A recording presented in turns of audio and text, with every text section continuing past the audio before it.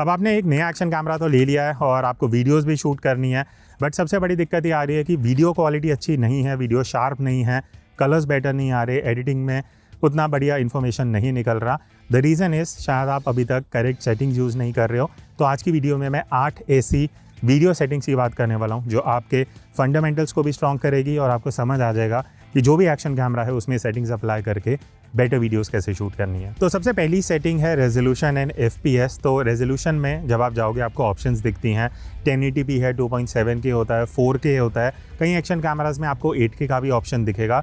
सबसे पहले बात करते हैं कि 1080p कब यूज़ करना चाहिए। देखो, वो एक लास्ट ऑप्शन होना चाहिए जब आपके पास मेमोरी कार्ड में पता है कि स्पेस नहीं बची है और बहुत लिमिटेड स्टोरेज है और आपको वीडियो शूट करनी ही करनी है। उस सिचुएशन में सिर्फ 1080p यूज़ करना। अदरवाइज़ ट्राई करो 99% सिचुएशन में अपना जो रेजोल्यूशन है वो 4K पे ही सेट करो। बिकॉज अगर मैं आपको एग्जांपल दूँ ना, टेक्निकली 4K रेजोल्यूशन में आप 4 बार 1080p वीडियो को फिट कर सकते हो। तो 4K में आपको 4 गुना ज़्यादा रेजोल्यूशन मिलता है। तो आप क्रॉप भी कर रहे हो तो भी आपके पास ज़्यादा डिटेल रिटेन रहता है। तो जब भी एक्शन कैमरा से वीडियो शूट कर रहे हो मेक श्योर आप 4K रेजोल्यूशन में हो। अब क्वेश्चन आता है कि 8K का भी रेजोल्यूशन है, वो कब यूज़ करना है। तो देखो, अगर आपके पास पहली चीज़ स्टोरेज अच्छी खासी है एंड आप लाइट अच्छी है, अगर आप डे टाइम में शूट कर रहे हो ट्राई करो 8K रेजोल्यूशन यूज़ कर लो। हाँ, स्टोरेज ज़्यादा यूज़ होगा बट आपके पास जो डिटेल जो इन्फॉर्मेशन रहेगी वो मैक्सिमम रहेगी। अब रेजोल्यूशन सेट करने के बाद आपको सेकेंड ऑप्शन दिखती है, वो है FPS की। अब फ्रेम रेट क्या होता है कि आप 1 सेकंड में कितनी back to back images capture कर रहे हो जो 1 सेकंड में प्लेबैक होती है, ठीक है, ये FPS का मतलब होता है। अब आपको ऑप्शंस दिखेंगी 24, 30 एंड 50, 60 इस तरीके से। तो मैं 3 एग्जांपल लेके चलूँगा, 24 FPS, 30 FPS एंड 60 FPS। कब कौन सा FPS यूज़ करना चाहिए। पहले बात करते हैं 24 FPS की। देखो, आप जो भी सिनेमा देखते हो ना, चाहे जो भी मूवीज़ आप हॉल में देखते हो या जो भी बेसिकली मूवी शूट होती हैं वो 24 FPS पे शूट होती हैं। इसलिए सिनेमैटिक लुक या सिनेमैटिक वीडियो जो वर्ड है ना वो वहाँ से ही आया है कि जब आप 24 FPS पे शूट करते हो आपको सिनेमा वाला लुक एंड फील मिलता है 24 FPS पे। तो अगर आप सिनेमैटिक वीडियो शूट कर रहे हो उस अप्रोच के साथ आप 24 FPS पे शूट कर सकते हो, अगर आपको पता है कि आपको लुक एंड फील वैसा चाहिए जो आपको मूवीज़ में दिखता है। अब आते हैं 30 FPS पे। अब जो आप टीवी सीरियल्स देखते हो ना, जो टीवी पे सीरीज़ आती हैं, सीरियल्स आते हैं, वो मोस्टली 30 FPS पे शूट होते हैं। इसलिए कभी भी देखना, मूवी का look and feel and TV shows का लुक एंड फील एकदम अलग होता है। तो इसलिए 30 FPS पे आपको वो टीवी जो सीरीज़ होती है वैसा लुक एंड फील मिलता है। तो मैं सजेस्ट करूँगा, अगर आप व्लॉग्स करते हो, यूट्यूब वीडियो शूट करते हो जहाँ पे टॉकिंग हेड वीडियोज़ हो गई हैं, जहाँ आपको सिनेमैटिक अप्रोच नहीं लेना, वहाँ पे रिक्वायर्ड है कि आप 30 FPS पे वीडियो शूट कर सकते हो। लास्ट अब हम आते हैं 60 FPS पे, जहाँ पे आपको अगर स्लोमो वीडियो शूट करना है अब तो वो 30 फ्रेम्स पर सेकंड वाला हिसाब किताब बन जाता है, जहाँ पे स्टिल आपको नेचुरल मोशन दिखता है। तो स्लोमो करना है 60 पे जा सकते हो। नॉर्मल यूट्यूब वीडियोस के लिए शूट करना है 30 FPS एंड अगर आपको सिनेमैटिक लुक चाहिए तो 24 FPS। और एक इंपॉर्टेंट सिचुएशन होती है जब आप लो लाइट में शूट कर रहे हो ना, आप कई एक्शन कैमराज में आपको डेडिकेटेड नाइट मोड मिल जाता है, वो एक अलग सिचुएशन है। बट अगर आपके एक्शन कैमरा में नाइट मोड नहीं है, ट्राई करो जितना आप स्मॉलर FPS अप्रोच ले सकते हो ना, जैसे 24 एंड 25 FPS। वहाँ पे क्या होता है कि आप अपनी जो शटर स्पीड है उसको और स्लो कर पाते हो, जिस वजह से लाइट बेटर आती है। बिकॉज अगर आप 60 FPS पे जाओगे आपको शटर स्पीड भी वैसी मैनेज करनी पड़ेगी जहाँ पे लाइट उतनी कैमरा के अंदर नहीं आती है। अब इस शटर स्पीड का क्या रूल है वो समझ लेते हैं। अब शटर स्पीड बेसिकली क्या होता है कि कितनी ड्यूरेशन के लिए जो कैमरा है उसका शटर ओपन होता है ताकि लाइट अंदर आ सके। अब 2 ऑप्शन यहाँ से निकल के आती हैं। अगर आप ऑटोमेटिक मोड पे शूट कर रहे हो जहाँ प्रो मोड में आपको नहीं जाना है, तो वहाँ ऑटोमेटिकली कैमरा जो है वो अपने हिसाब से FPS सेलेक्ट कर लेता है। बट अगर आप ज़्यादा प्रोफेशनली सिनेमैटिक वीडियो शूट करना चाहते हो, अपने पास एक्सपोजर का कंट्रोल लेना है, तो आपको यहाँ पे इस तरीके से किसी भी एक्शन कैमरा में प्रो मोड या मैनुअल मोड का ऑप्शन मिल जाता है एंड वहाँ पे शटर स्पीड का एक ऑप्शन होगा। अब शटर स्पीड आप देखोगे 1/50, 1/60, 1/100 ऐसे मल्टीपल ऑप्शंस दिखेंगे। तो एक सिंपल रूल होता है 180 डिग्री शटर रूल। उसमें क्या होता है, जो भी FPS आप यूज़ कर रहे हो उसके डबल आपकी शटर स्पीड होनी चाहिए। मतलब अगर आप 24 FPS पे हो तो 1/50th ऑफ अ सेकेंड आप शटर स्पीड ले सकते हो। 30 FPS पे शूट कर रहे हो तो 1/60th ऑफ अ सेकेंड का शटर स्पीड। 60 FPS पे 1/120th ऑफ अ सेकेंड का आप शटर स्पीड आइडियली आपको लेना चाहिए ताकि जो मोशन क्रिएट होता है वो नेचुरल दिखे। अब मोशन का एग्जांपल मैं यहाँ पे आपको साइड बाय साइड कंपैरिजन दिखा देता हूँ। जब हम 24 FPS पे शूट कर रहे हैं versus 30 versus 60 FPS, according to the shutter speed rule आप यहाँ पे मोशन देख सकते हो मेरे हाथ का, तो वो ज़्यादा स्लो शटर स्पीड वाला इफेक्ट दे रहा है। 30 FPS में वो थोड़ा कम हो जाता है एंड 60 FPS तक जाते जाते वो और ज़्यादा फास्ट शटर स्पीड के साथ नेचुरल मोशन में आ जाता है। बट यहाँ प्रैक्टिकली क्या होगा ना, अगर आप इस तरीके से डे टाइम में शूट कर रहे हो, आप 24 FPS सेट करते हो, 1/50th ऑफ अ सेकंड की शटर स्पीड है, तो आपकी वीडियो ओवर एक्सपोज जाएगी ही जाएगी। उसके लिए आपको एक एंटी फिल्टर रिक्वायर्ड है। जैसे अभी हम वीडियो शूट कर रहे हैं ना, कैमरा में भी हमने एंटी फिल्टर लगा रखा है। एंटी फिल्टर नहीं होता तो वीडियो ओवर एक्सपोज हो जाती, बिकॉज इतनी ज़्यादा लाइट में जब आप शटर स्पीड कम करते हो तो वो ब्राइट हो जाती है वीडियो, तो उसके लिए आपको एक्शन कैमरा के लिए अलग से ND फिल्टर खरीदना पड़ेगा। नेक्स्ट सेटिंग है ISO। तो जैसे आप मैनुअल मोड में आप आ ही चुके हो, एक तरफ पे आपको ISO का ऑप्शन दिखेगा। अब देखो ISO में नॉर्मली एक्शन कैमराज में ना आपको रेंज मिल जाती है। अब ISO का फंडामेंटल क्या होता है कि जितनी कम वैल्यू होगी, जैसे आप 100 ISO यूज़ करोगे तो नॉइस एकदम कम रहेगी, बिकॉज सेंसर को आप ज़्यादा एक्सपोज नहीं कर रहे हो, उसको ज़्यादा सेंसिटिव नहीं बना रहे हो, तो मिनिमम ISO नंबर जो 100 है वहाँ पे कम नॉइस मिलेगी और बढ़िया वीडियो आ जाती है। बट जैसे जैसे लाइट कम होती है ना, आपको ISO भी बढ़ाना पड़ता है, जिस वजह से जितना ISO बढ़ता जाएगा उतनी नॉइस भी बढ़ेगी और आपकी वीडियो का एक्सपोजर भी बढ़ जाता है। तो अब ISO कौन सा और कब क्या यूज़ करना चाहिए, अगर आप इस तरीके से डे टाइम में शूट कर रहे हो आइडियली ISO 100 रखो, या अगर आपको फ्लेक्सिबिलिटी चाहिए ना, एक्शन कैमरा में रेंज भी मिल जाती है, तो 100 to 400 की रेंज आप रख सकते हो, ताकि एक्शन कैमरा अपने आप 100 से 400 के बीच में ISO मूव करता रहे। 400 के ऊपर आइडियली डे टाइम में नहीं लेके जाना चाहिए। लो लाइट की अगर मैं बात करूं तो अगेन आपको ऑप्शन मिल जाता है, नहीं तो आप मैक्सिमम 1600 ISO रख सकते हो एक्शन कैमरा में, तो 1600 के आसपास आपको डिसेंट नॉइस मिल जाता है विद बेटर वीडियो क्वालिटी। 1600 के ऊपर जाते हो तो नॉइस थोड़ा इजीली बढ़ने लग जाता है।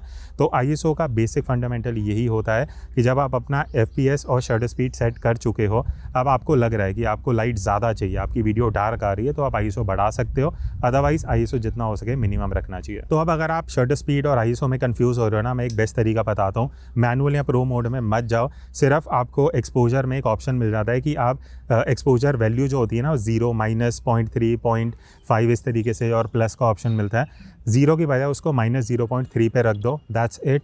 कैमरा अपने आप शटर स्पीड ISO मैनेज कर लेगा, बिकॉज 0 पे क्या होता है ना, कई जगह पे वीडियो थोड़ी सी ब्राइट हो जाती है। मैं आइडियली 0.3 पे रखता हूँ, -0.3, चाहे वो आईफोन हो या एक्शन कैमरा। तो ये तो हो गई सारी टेक्निकल कैमरा सेटिंग्स, ठीक है। FPS, शटर स्पीड, ISO हमने कर लिया। नेक्स्ट अब हम आते हैं कलर्स पे। अब देखो कलर में ब्रॉडली आपके पास 2 ऑप्शन रहती हैं।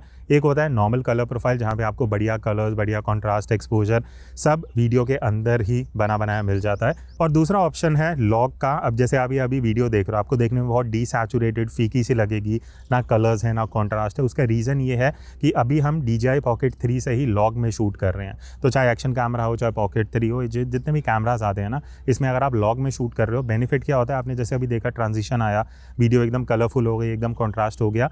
क्यों हुआ? बिकॉज लॉग में जब आप LUT अप्लाई करते हो, लुकअप टेबल, बेसिकली वो एक तरीके का प्रीसेट होता है जो आपको एडिटिंग में जब आप वीडियो लेके जाते हो, सिर्फ आपको LUT अप्लाई करना होता है और इस तरीके से आप वीडियो एडिट कर सकते हो। और एक स्टार्टिंग पॉइंट होता है। LUT में क्या होता है ना, आपका एक प्रीसेट लग चुका है जिसको आप अब अपने हिसाब से कलर्स भी मैनेज कर सकते हो, डायनामिक रेंज, एक्सपोजर, सब कुछ आपको एक रॉ डेटा मिलता है जो आप एडिटिंग में मैनेज करते हो, वर्सेस अ नॉर्मल वीडियो जहाँ पे आपको इतना रेंज नहीं मिलता। हाँ, आप कलर्स एडजस्ट कर सकते हो, एक्सपोजर कर सकते हो, पर एक टाइम के बाद ना वो कलर्स में आपको उतना रेंज नहीं मिल पाता, हाईलाइट शैडोज़ में उतनी इन्फॉर्मेशन नहीं आती जितनी आपको लॉग में कैप्चर होकर मिलती है। तो ये फ़र्क रहता है। अब किसको कब यूज़ करना चाहिए? देखो, नॉर्मल वीडियो मोड अगर आप यूज़ कर रहे हो, जैसे मैं अभी नॉर्मल व्लॉगिंग कर रहा हूँ, मुझे एडिटिंग में ना ज़्यादा टाइम चाहिए, ना मेरे पास इतना बढ़िया PC लैपटॉप है कि मैं बैठ के एडिट करूँ, फ़ोन में भी आप इतना ईजिली नहीं कर पाते, तो आप नॉर्मल में ही शूट करो। बट अगर आपको पता है कि आपके पास प्रोफेशनल सेटअप भी है, आप एडिटिंग में भी टाइम देना चाहते हो, आपको कलर्स बेस्ट चाहिए, डायनामिक रेंज बेस्ट चाहिए, देन आइडियली आपको लॉग में ही शूट करना चाहिए। और एक चीज़ ध्यान रखना, लॉग में आपका वीडियो फाइल साइज जो होता है वो काफ़ी हैवी होता है as compared to a normal mode. Next अब हम आते हैं वाइट बैलेंस पे। अब देखो, वाइट बैलेंस क्या होता है, जैसे आप कोई भी वीडियो शूट कर रहे हो, ठीक है, उसमें कितना जो टेम्परेचर है वो वार्म रहेगा, कितना कूल रहेगा, वो आप वाइट बैलेंस से एडजस्ट कर पाते हो। अब ऑनेस्टली आजकल के एक्शन कैमरा जितने इंटेलिजेंट हैं कि अगर आप इसको ऑटो वाइट बैलेंस पे भी रखते हो ना, कैमरा अपने आप बहुत बढ़िया सा वाइट बैलेंस मैनेज कर लेता है। तो मोस्ट ऑफ दिस सिचुएशन, चाहे आप व्लॉगिंग कर रहे हो, आप कुछ भी शूट कर रहे हो, मोस्टली आप एक्शन कैमरा व्लॉगिंग या एक्शन के लिए यूज़ करोगे, तो मेरे हिसाब से आपको ऑटो वाइट बैलेंस ही यूज़ करना चाहिए। अब मैनुअल वाइट बैलेंस कब यूज़ करना है? जब आप कंट्रोल्ड एनवायरनमेंट में हो, जैसे आप घर पे वीडियो बना रहे हो, जहाँ आप चाहते हो कि सेम फ्रेम रहेगा बट वाइट बैलेंस चेंज ना हो बार बार। अगर आप कोई प्रोडक्ट वीडियो बना रहे हो, प्रोडक्ट लाते हो तो वाइट बैलेंस चेंज हो जाता है, तो सिर्फ उस सिचुएशन में ही आपको मैनुअल वाइट बैलेंस यूज़ करना है। और आइडियली वाइट बैलेंस जो वैल्यू रहती है ना, अगर आप इंडोर शूट कर रहे हो, ट्राई करो 5000 से 5500 के बीच में केल्विन में अपना वाइट बैलेंस रख सकते हो, that is it. Most of the situation में मैं रेकमेंड करूँगा इसको ऑटो पे ही रखना। अब क्या होता है ना, स्पेशली अगर मैं गोप्रो की बात करूँ, वीडियो जब आप कैप्चर करते सकते हो ना, बहुत ओवर शार्प दिखती है। एंड कई लोगों का वही एक इशू है GoPro से, स्पेशली मेरा। DJI में इतना इशू नहीं है, बट स्टिल आई रिकमेंड आपको सेटिंग में जाना है, आपको शार्पनेस का ऑप्शन दिखेगा, वहाँ पे सीधा 0 की बजाय ना -2 डाल देना, वो अपने हिसाब से देख लेना। तो आप शार्पनेस को -2 या -1 के बीच में एडजस्ट कर सकते हो। उससे क्या होगा कि जो प्रोसेस होती है ना वीडियो, उसमें एक्स्ट्रा शार्पनेस अप्लाई नहीं होती है, थोड़ी सी सॉफ्टवेयर रहेगी ताकि आपको वीडियो देखने में भी नेचुरल लगे। एंड जैसे फ़ोन से आउटपुट आता है ना, close to that is something जो आप अचीव कर सकते हो। अब जो नेक्स्ट सेटिंग है, वहाँ पे काफ़ी लोग मिस्टेक भी करते हैं। मिस्टेक तो नहीं, बेसिकली इतनी इन्फॉर्मेशन नहीं होती, वो है एंगल ऑफ व्यू की। अब एंगल ऑफ व्यू में क्या होता है, अगर आप किसी भी एक्शन कैमरा में जाओगे ना, ब्रॉडली आपको 3 ऑप्शन मिलते हैं। एक होता है DVOP, जहाँ पे लीनियर का भी एक ऑप्शन रहता है, DVOP या लीनियर। वहाँ पे आपको डिस्टॉर्शन सबसे कम मिलती है। डिस्टॉर्शन क्या होता है, एजेस में वो जो बेंड होती है ना चीज़ें, वो नहीं होती हैं। वहाँ सबसे कम वाइड एंगल भी मिलता है, नेचुरल लुक होता है। सेकंड ऑप्शन होता है मोस्टली वाइड या स्टैंडर्ड, जहाँ पे आपको थोड़ा सा वाइड एंगल मिलना शुरू होता है। और तीसरी ऑप्शन होती है अल्ट्रा वाइड, जहाँ पे maximum angle of view, maximum wide angle मिलता है, बट वहाँ पे डिस्टॉर्शन सबसे ज़्यादा रहती है। तीनों का आप साइड बाय साइड एग्जाम्पल देख सकते हो और आपको एक आइडिया भी लग जाएगा कि DVOP में आपको उतना वाइड नहीं मिलता है, बट आपकी डिस्टॉर्शन बेटर होती है। वही अगर मैं वाइड एंगल की बात करूँ, वहाँ एक बैलेंस्ड अप्रोच मिलता है। अल्ट्रा वाइड में आपको बहुत वाइड एंगल मिल जाता है, बट डिस्टॉर्शन इंट्रोड्यूस होती है। तो क्वेश्चन आता है कि तीनों में से कौन सा यूज़ करना चाहिए। वो डिपेंड करता है आपका यूज़ केस क्या है। अगर मैं टॉकिंग हेड वीडियो बना रहा हूँ, मुझे कुछ एक्सप्लेन करना है कैमरा पे, मैं प्रेफर करूँगा मैं DVOP में शूट करूँ। बट वही अगर मैं बोलते हुए लोकेशन और कुछ सराउंडिंग भी दिखा रहा हूँ और वो मेन फोकस में है, तो मैं ट्राई करूँगा मैं अल्ट्रा वाइड यूज़ कर लूँ, ताकि फेस पे फोकस आए, बट साथ ही साथ मुझे एनवायरनमेंट भी मैं दिखा सकूँ। तो आपको पहले अपने आप से ये पूछना है कि भाई आपको कितना एरिया कैप्चर करना है और आपका मेन ऑब्जेक्टिव क्या है, कि आपको फेस पे फोकस रखना है या आसपास की लोकेशन पे। सिमिलरली अगर आप मोटो व्लॉगिंग कर रहे हो, एक्शन कर रहे हो, स्पोर्ट्स कर रहे हो, तो ultra wide is ideal option, because आप ज़्यादा एरिया दिखा पाते हो।